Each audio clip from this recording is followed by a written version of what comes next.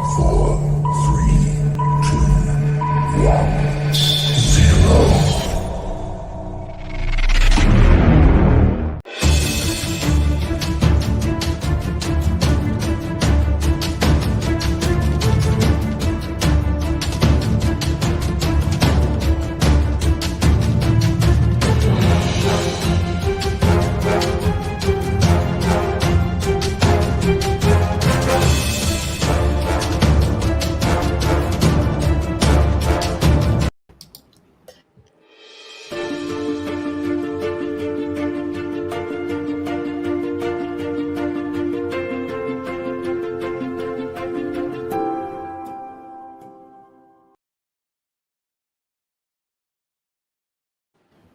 Hello, hello, hello. Here we are after a beautiful day with 3 workshops, a panel discussion. I'm here with Rohan for an interview. Hi, Rohan. How are you today? Hi, Andrea. I'm doing good. How about you? Are you doing great? I'm good. I get some emotional support from Paloma.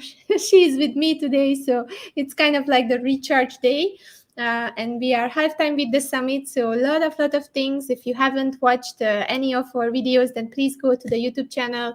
Everything is on the website. I even created a little map how you can, after you get a ticket, how you can watch the summit. So now you cannot say you cannot find anything.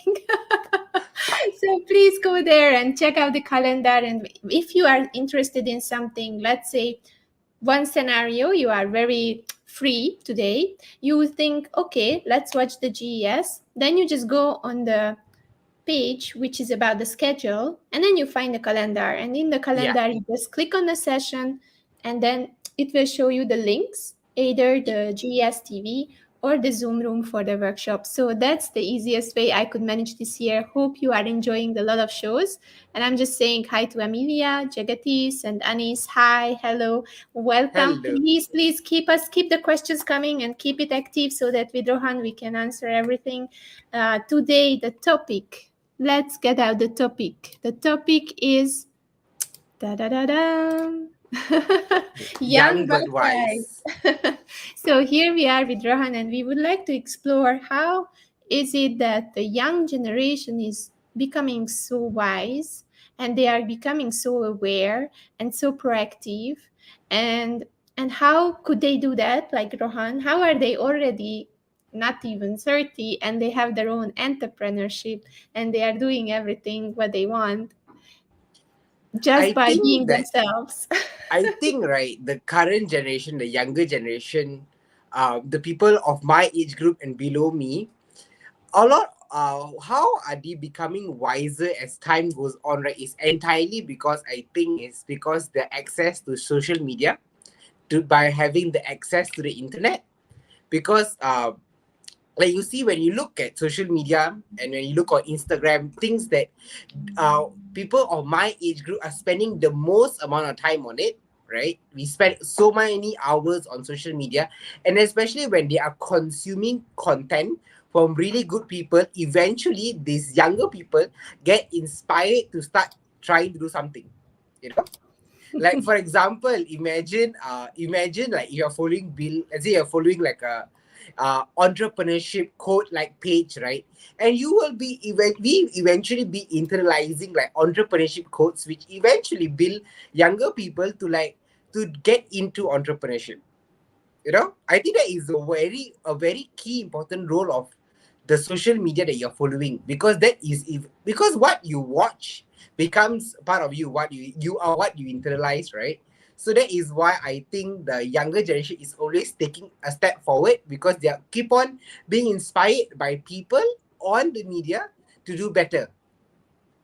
And then especially when you see younger people, like people of my generation, where they are YouTubers, they are earning millions. Like for example, like Kendall Jenner, the Jenner sisters, you know, from the Kardashian family. Like when we see them being successful, we're like, oh wow, they're actually about our age. We know, you have that sense of realization. What am I doing? And that eventually just starts to spark up something like, I should try to do it too. Like even like watching like YouTubers who are about our age, about my age group and all that, they are also inspiring us to actually we can earn money at a younger age. And you know, when in the process of getting into entrepreneurship, eventually become wiser. Yeah, I really think that that is what is happening with the current generation. The accessibility to internet and social media is just producing more wiser people. Yeah. That's a really interesting background. And then Singfong is saying hello from the old and wiser. Hi. Hi, Singfong. Really nice to have you here. And we have Alena from Pakistan. Hi, Alena. Hope you are doing well. So yeah, it's an interesting topic, and I believe there is also some consciousness around it, right? How you choose the role models. Was it hard for you to choose good role models, or you were like very careful when you were choosing people who inspire you? How did you do your scrolling? Like you were like, no, this one I don't because of this. Do you have the values first and then you Yeah. choose someone from online, or you just find someone and you figure?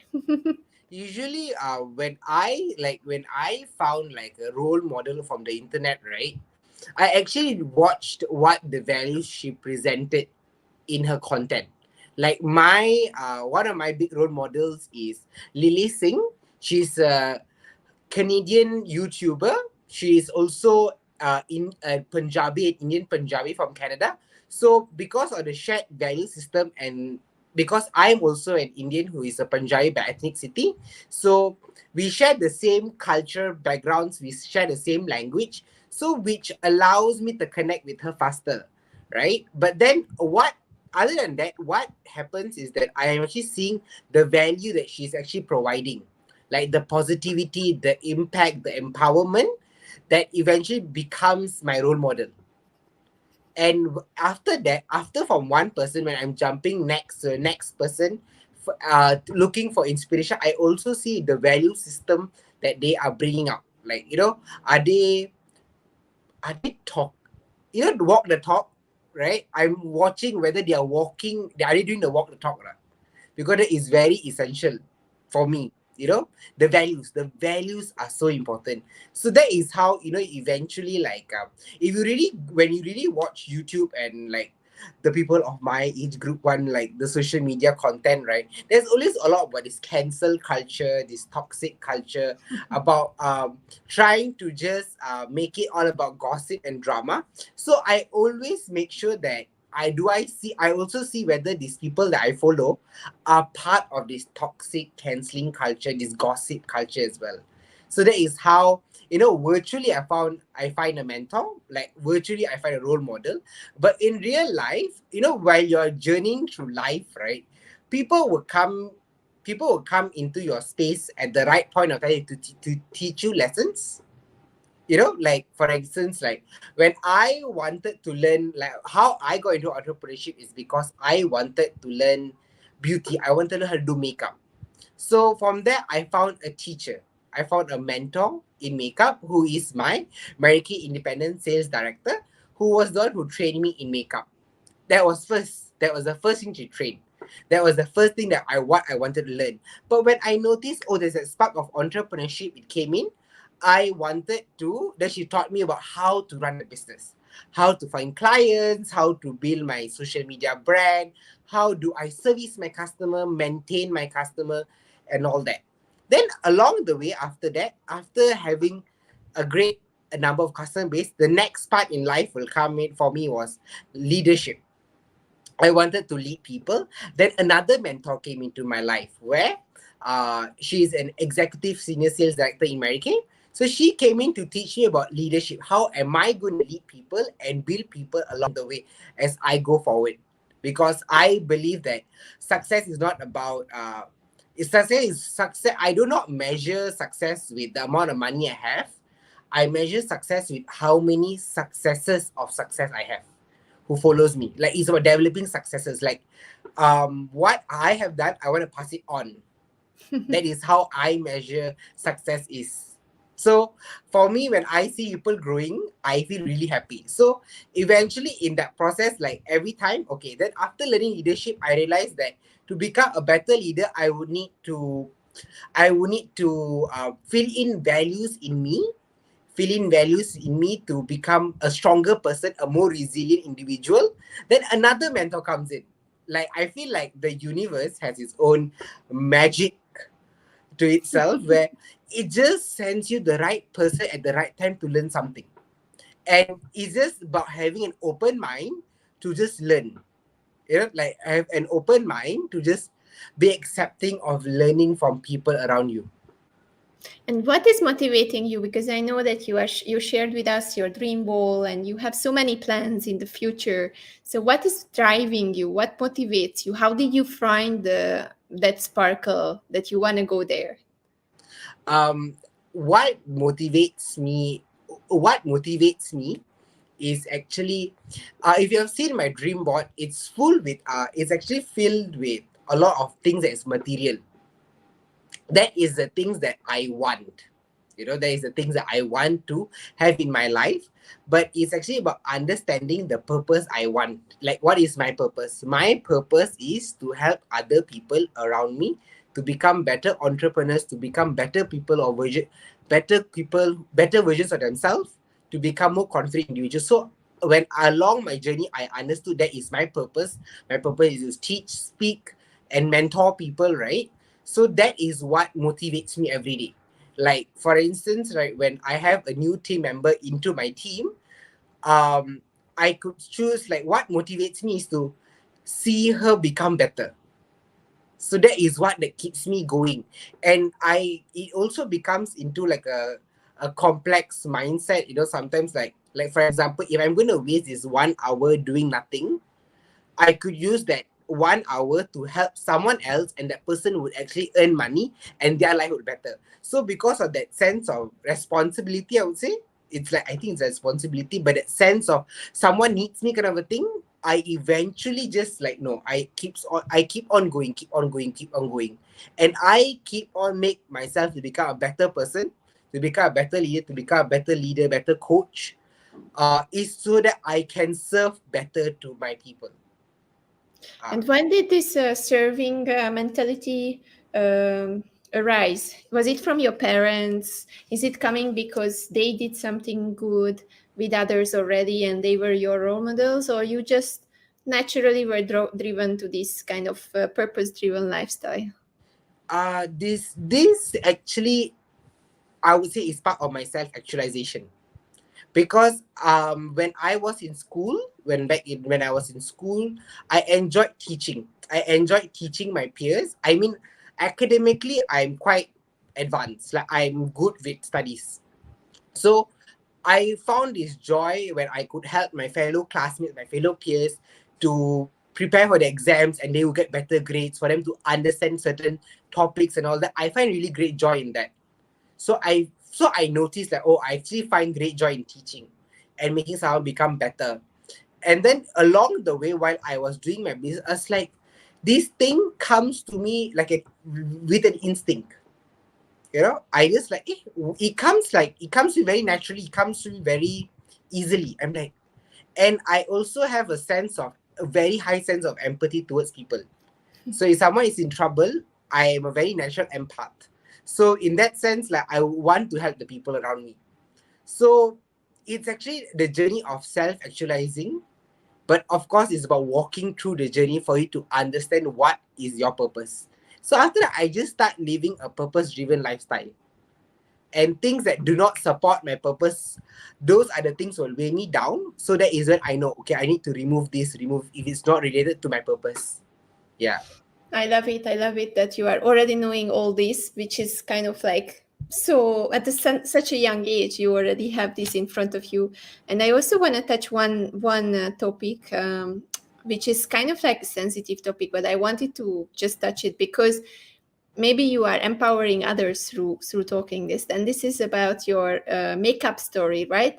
Yeah. Because you are doing a makeup story, you are someone, I like a man doing makeup, right? Yeah. So maybe sometimes people are asking you like, oh Ron, why do you do that? It's not for men. There are so many discrimination and a lot of things coming around the world. Did you ever get such kind of a question, and was it disturbing you, and how did you overcome the doubt when you had this? Because I love when people are doing what they love. But sometimes the society is not so nice with people, right? Yes. I so definitely, like, being a guy and doing makeup, that it's like, it's for sure you are going to be thrown with statements, like they are going to call you like they'll call you very mean words like faggot, why are you being a sissy. And in the Malaysia context, those words, other than those words they use in bahasas like pondan, bapo and all that, which means like, they are basically emasculating you, so that is really common, and yes, it is hurtful. It is very hurtful. Like, just because I do something that doesn't fit in what the idea of masculinity is, what is in the blue box, and I choose something, I find joy in something doing from the pink box, right? Like, it makes me less of my gender. It makes me less of a man. But it's not like that. So it's hurtful. Yes, it's so hurtful. But how I have overcome it is because I choose to focus on what I can control. Because I cannot control the mouths of these people. But also, when they say things like this, right, when they make statements like this, I know for one thing for sure is I am having the bigger win. It's because I am very that means I'm so much out there for them that they are reacting to me. That means I am implanting something in them. So I find it a big win, and I just keep on telling myself, no, I cannot control this. This is how people are. I need to focus on what I can focus on, which is doing what I love. And I also have choose to understand that activities and things do not fit into a blue box or a pink box. It's just a one big box, and you can choose to do whatever you want to do. I have a more of a general neutral box rather than a blue or pink one. Because both colors can be for anybody of any gender. Yeah. Paloma was saying next to me, she likes that. Yeah, it's something very nice. I wanted to ask this question because today we were talking about toxic masculinity Yeah.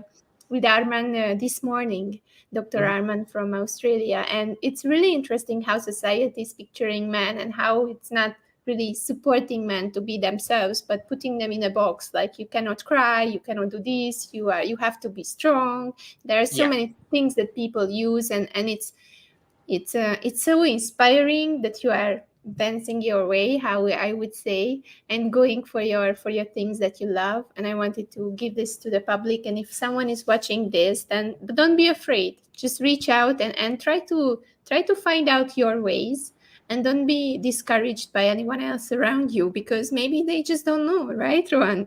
Yeah. It is, no, you just need to be who you are. Be authentically yourself. There is nothing wrong by being yourself. If you want to cry, you cry. You want to laugh, you laugh. Express yourself, be who you are. Because that is what humans are meant to be. We are creatures that express what we feel. And it's not about, it's not, I feel toxic masculinity is very bad because it doesn't give an opportunity for men to be vulnerable, and which eventually cause very mental health damages. Like, it really damages your mental health along the way. So I think you should be expressing yourself all out. You should dance, paint, color, speak, cry, everything. And you should not be afraid, or nor you should be shameful for being yourself, because there's only one you. Like, there's only one Andrea Zapska, there's only one Rohan Kumar, there's only one Paloma, and we all should be authentically ourselves. And I that love is it. really, I really would important. welcome the society that is doing the same, accepting anyone without any labels and without any judgment. I think that's Yeah. the way to go. And I would love to continue this discussion because it's such a nice one. And maybe we will come back again and we will talk about this again. But Rohan, I love the work what you do. Keep on going. And this was a very inspiring talk. So if someone is watching it back, please listen to it again with open heart. And as Yeah. Rohan said, please be influenced by it a little bit and maybe change your perspective, because maybe this side of the world is a little bit brighter and the rainbow is better. There Yeah. is something at the end of this side of the world, on the happy side, on the diverse side, on the accepting side, on the no judgment side. Life is a bit more beautiful, I believe, Yes, Rohan. it is. Thank you very much for this short interview, and it was really nice to have you in the studio. And thank you for your workshop. If you would like to watch back, Rohan did a beautiful workshop. It's on the YouTube channel, so you can watch it in the replays. And yeah, it was just beautiful. If you are a young entrepreneur, then that's definitely something that you have to watch. Thank you Yeah. very much, Rohan. Thank you, Andrea, and you're welcome. Thank you for having me on the Global Empowerment Summit for this year. Really, I really enjoyed being a speaker for you.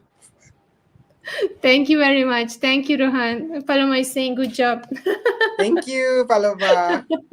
So see you again very, very soon. Bye bye. Bye. Bye everyone. Thank you for watching. Thank you, Anis. Thank you, Jack, Simpong, Alina, Emilia. Thank you for watching us. And see you in the workshop room, because we are going to learn about podcasting. So if you are interested in podcasting, then meet Tim Binland from Australia, who will have a 50 minutes workshop with us very, very soon in 5 minutes. Bye bye, guys. Thank you, Rohan.